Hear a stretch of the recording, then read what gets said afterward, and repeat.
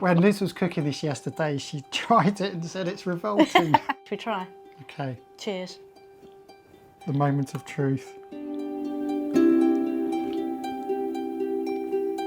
South Yorkshire isn't really an area we were familiar with, not least the small town of Thorne. With a population of just over 16,000 according to the last census, our initial thoughts were, well, it's like any other small unremarkable town anywhere in England. We ended up here by sheer serendipity. It's where Happy Days was taken for her buyer's survey at Staniland Marina, and it's where we're living now, while we slowly get her ready for continuous cruising. But dig a little deeper and you could write a whole book on Thorne, in fact probably more than one book. It certainly has a shipbuilding heritage and we'll talk about that in a minute. But did you know it goes back to Neolithic times? They have found the remains of Neolithic man, Iron Age and Bronze Age men. It goes way, way back because there are finds all around this area now housed in museums. By the 7th century it became a permanent settlement. In 1086, the villages here were mentioned in the Doomsday book, when William the Conqueror sent his noblemen around the country to tame and count the locals.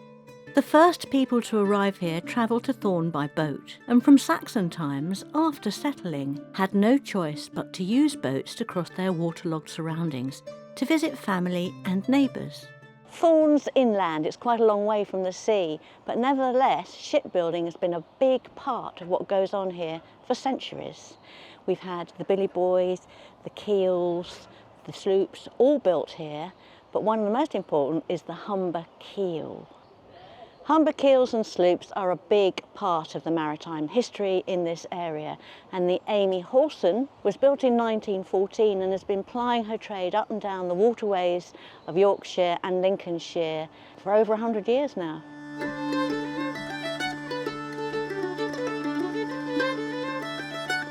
The Humber keel was influenced by 17th century Dutch gaff-rigged trading vessels, which had been prolific in the port of Hull. The Humber sloop design dates from around 1725, and with its fore and aft gaff rig is an efficient sailing boat. They were built up to 74 foot in length, with a beam of 17 foot and a cargo capacity of 200 tonnes. The Amy Howson was launched at Beverley in 1914 by Joseph Scar and Sons for George Robert Scaife, rigged as a keel and named Sophia after his wife. Used for general cargoes including grain to Sheffield and other canal wharves, she also carried coal back to Hull and Beverley. She's known as Sheffield-sized, which allows her to get as far as Sheffield Canal Basin. Amy Howson, as Sophia is now known, has a rich history, all recorded on the excellent Keel and Sloops website. We'll add the URL and Facebook page in the description below this video. They're well worth a visit to help put the entire canal network into context. Meanwhile, Amy Howson is currently here in Staniland Marina, getting a hull survey in preparation for her charitable ventures later this year. Shipbuilding in the area had been going on for a long time on the rivers, but when the canals opened up, it really boomed. The boats were going to London, to Hull, even overseas from here. So they were building big boats. And because they were building big boats, industry increased all the way around in this area.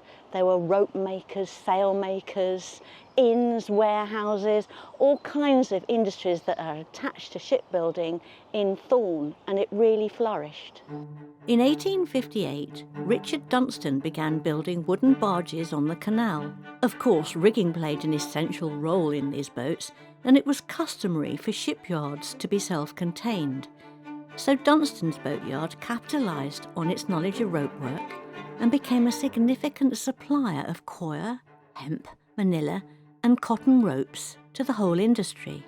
Today the Stainforth and Keadby Canal runs right through Thorne. It also happens to be where Happy Days is moored. If you go that way, you get to the Trent, and if you go that way, you get to Bramwith Lock, where we've been a few times, and onto the Don Navigation. Reminders of its shipbuilding past can now be seen in this housing estate with the names of the roads like Rope Walk, Foundry Lane, Lock Hill, Lock Lane, Capstan Way.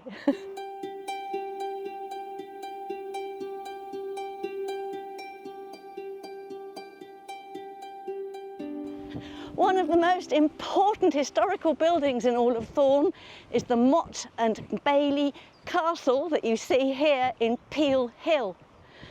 It was constructed by William the Conqueror's men just after 1066, and this is it right here. I'm standing on what's left of simply the motte. There's no keep, there's no castle, but this is the motte. And do you know that Motte and Bailey castles were even in the Bayeux Tapestry?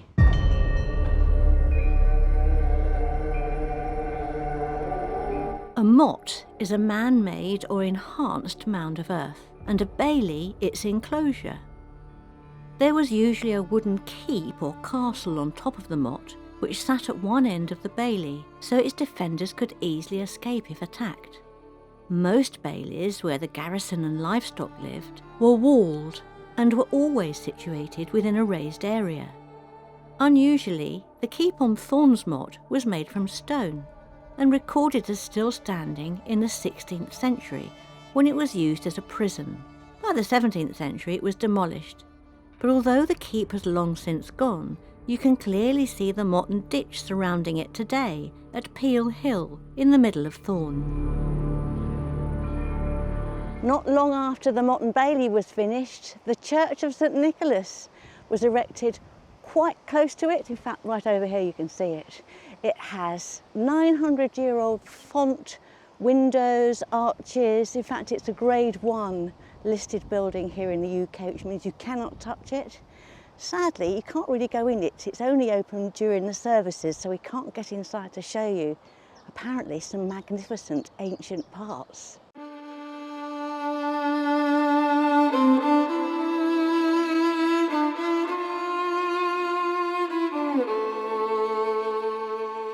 The town was set amidst 8,000 acres of wild bogs, making it unfit for agriculture, but a limitless resource for hunting and fishing.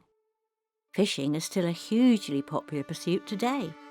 Then in the 1600s, a Dutch engineer named Cornelius Vermuyden received permission from the king to drain the marshland and make it fit for farmland. The engineers received constant harassment from the townspeople of Thorne, who did not want this new innovation. They were used to thousands of wetlands which were free for them to roam, where they were doing their hunting and their fishing. To them, this was no great innovation. Nevertheless, farming grew during the next 200 years, with improvements to drainage dikes and the construction of more waterways and sluices.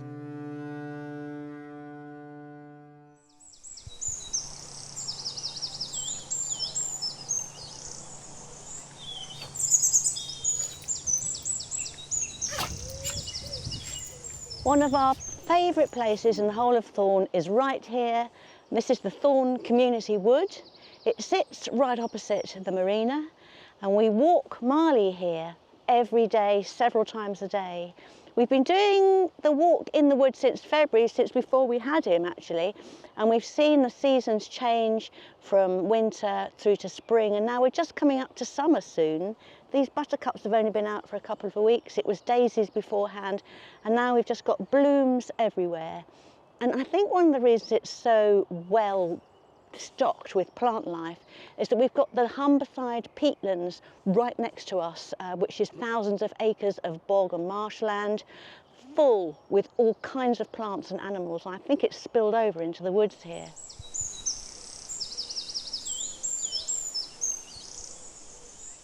One of the reasons I wanted a dog was to get exercise in.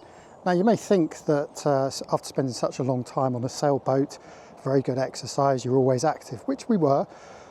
The one problem with being on a boat, especially when you're tied to being at anchor, is the lack of aerobic exercise. So you get a really good workout in your upper body. Both Liz and I are pretty strong in the shoulders, and generally, you know, we're quite fit in that respect.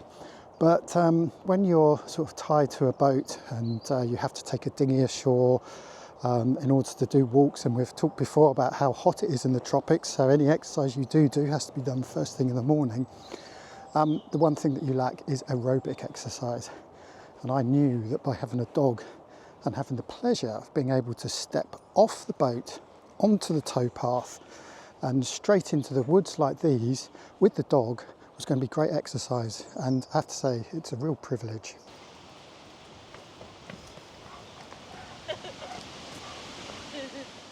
The community wood is around 79 acres, and it not only has woodland, and there's plenty of that all the way through it, there are also meadows and marshlands. There are a couple of ponds which we've sat by now and again. There are lots of streams and dikes and so forth. So it's a lovely varied terrain to walk round. I think we've done most of it, but you'd be amazed, even after what, 3-4 months, we still keep finding new paths. And not only is it a beautiful surrounding, you've got all kinds of animals in here. There are deer, apparently they're roe deer, but I don't think I've seen one. But what I have seen right in the middle of one of these woodland bits in quite a dark area was a rowan deer. Plenty of squirrels, obviously, and rabbits that a certain person loves chasing. I did read that there are great crested newts here. And great crested newts are extremely endangered, but they love this kind of terrain, so they do exist here too.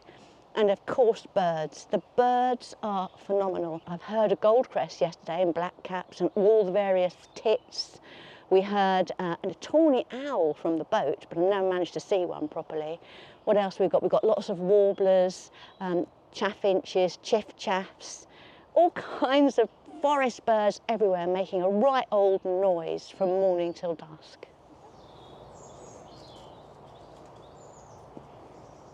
So as you know, we spent 2 decades on the boat, and 15 years of that were spent in the tropics. One of the things I think people from the UK tend to miss when they live in the tropics are, of course, seasons. We've now been here in the winter time, saw the winter through and into spring, and we're sort of coming into summer. And for us to see these changing seasons once more, and this is the first time we've seen spring in 20 years, it's a real novelty. Now the other thing that's really different over here is the animals. In the UK they don't kill you. Where we've been for the last 15 years, round in the tropics, we've seen all kinds of snakes. This is wild. We've seen pythons and we've seen cobras, all kinds of weird looking green snakes that I couldn't identify. Some of them are fine, but some of them can kill you. And then there are animals like tigers, wild tiger in India. They are known to kill, but it's quite infrequent. Much more dangerous in India are the elephants, the wild elephants, and we have come across those a couple of times. The apes and the monkeys can kill you, and they are everywhere. Then we go on to the insects. I mean, I can't list the kinds of insects we saw over there. I was at a house once and it started to rain and I had no shoes on. I ran out into the garden to frolic in the rain, and some Australian friends said, "Get back here." I said, "Why?" They said, "Because the scorpions are coming out." And he was absolutely right. The lawn was covered in scorpions, didn't even know. But here I can walk barefoot through the woods and in the meadows and not worry about anything. I might get stung by a bee, and if I'm allergic to bees, it could potentially be dangerous, deadly. And the only animal that really people worry about a little bit is the adder, a snake that we have here, extremely rare. And to be honest, if I saw an adder, I'd be thrilled. I wouldn't be scared. So yes, it's so benign here. It's another weight lifted off our shoulders, living in a place where things don't really try to kill you. However, having said all of that, what we do have here are some very deadly plants. In the last episode, we talked about dandelions. We had a good look at how the dandelion survives and how it lives. Someone in the comments said, maybe it's time to start making dandelion wine. And that got me to thinking, it got us both thinking about foraging. Now, there are a lot of people that forage here and they know what they're doing. We don't. I know what a dandelion is. They're finished now. But did you know that there are things like hemlock? It grows wild here, and we all know that Socrates was killed with hemlock. A poison ivy. Rhubarb leaves will kill you. The stalks are all right. And what else have we got? Foxgloves. Did you know that even bluebells can actually poison you? And that's just the tip of the iceberg. So there's a lot around here. You've got to think about very carefully when you pick your cow parsley that you're not actually picking hemlock. Now the other thing, of course, is fungi, toadstools and mushrooms. They grow everywhere, particularly later in the year we're going to see a lot of them. I don't feel confident about picking any of those yet, but I really hope we can. We've got a little book from Marcus, Jamie's little brother, which tells us all about those. And we'll have a go at those later because we both love mushrooms in our cooking. So at the moment, the only thing that I'm feeling confident about picking and cooking and eating is stinging nettles. The main ingredient of stinging nettle soup is stinging nettles, so you've got to find your nettles first. But what it does tell me actually is that they need to be fresh nettles in the spring, well I suppose we're still in the spring, about 4 to 5 inches tall. And I have a feeling that these dirty great ones here that are almost my size are probably going to be very tough and probably not very nice. So we need to go and find some stinging nettles that fit the bill. The other thing in the recipe, it says to me, 8 ounces of stinging nettles, or roughly half a paper grocery bag. I mean, who uses those anymore anyway? This should yield about 1 heat-packed cup after blanching, shocking and mincing. So there's a bit of work involved, so we just need to find some small nettles. Marley's found grass. Good boy. Right, I've found some small ones, some new growth coming through right here. I tested them with my hand and they sting. So in order to pick them, I have my trusty marigolds. And I did bring some scissors just in case, and there's a canvas bag to put them in. So I've got to just put these on and we'll have a go. Normally I wouldn't really advocate picking wildflowers, just let them be where they are and let them just be lovely and let them feed all the animals and insects. But I don't feel so bad about stinging nettles because there are billions of them here. They just never stop growing. So just a few nettles, I believe, isn't too bad.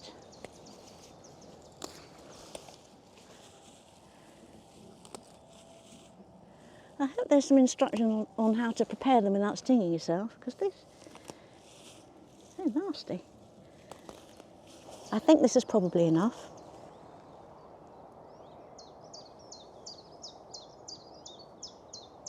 It's going to be a lot of preparation because this is where people walk their dogs, so you can imagine what's all over these stinging nettles.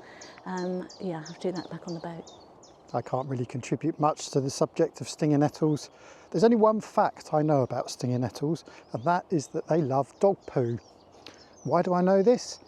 Well, since getting Marley, we've been looking into the best way to get rid of dog poo. One of my pet hates is walking down a path and finding a great big steaming turd that a dog owner hasn't bothered to clear up. So Liz and I looked into this. Because, of course, the alternatives are to clear it up using plastic bags. So should we be using plastic bags at all? Some people even say we shouldn't be using dog bags to clear up dog poo, but instead you should be using old shopping bags that you may have saved from a shopping trip. Anyway, why am I talking about this and dog poo? So one of the arguments is that, well, of course it's natural, and so the best thing to do is to flick your dog poo into the hedgerow. But scientists have shown that there are only certain plants that thrive on dog poo. One of them happens to be the stinging nettle. So I do wonder if there is a coincidence here, walking along the path where we take Marley for dog walks, very popular with dogs, and the fact we are surrounded by stinging nettles.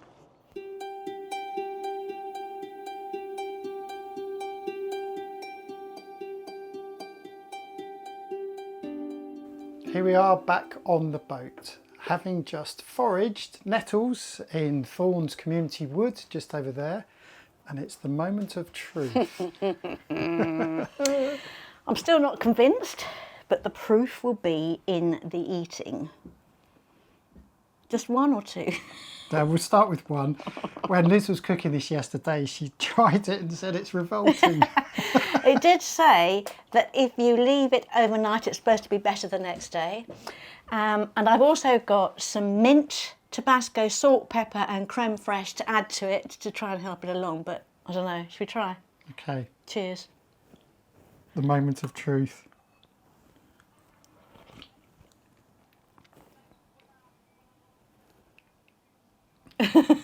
What do you think? It's actually all right. It's all right, yeah. I tell you what though, The one thing I would say about this is the nettles are free and that's great, but in order to make it taste good, I had to add celery, leeks, onions, garlic, creme fraiche, turmeric, I don't know, you name it, it went into it to make it taste like this. So, and also it does involve a lot of water. So you've got to use a lot of water to wash them through thoroughly, which may put people off a bit. Yeah, I mean, you were in the galley for ages, weren't you, preparing it? I think also you said that you might just as well buy some spinach from the supermarket and use that instead. But you may as well, yeah. I quite like it. Yeah, I'd say it's a success. I'd Yeah, serve this to people. Yeah, it works. Yeah. Definitely works. Is it worth the effort? I don't know. If you've got plenty of water and you don't mind using your water up to clean it all, then yeah, I'd say it is, because it's quite fun. Do you think we should have a few mouthfuls now, wait 4 hours to make sure that you washed out all the dog poo off of those roots? It's good. I'm going to try it with a bit of mint.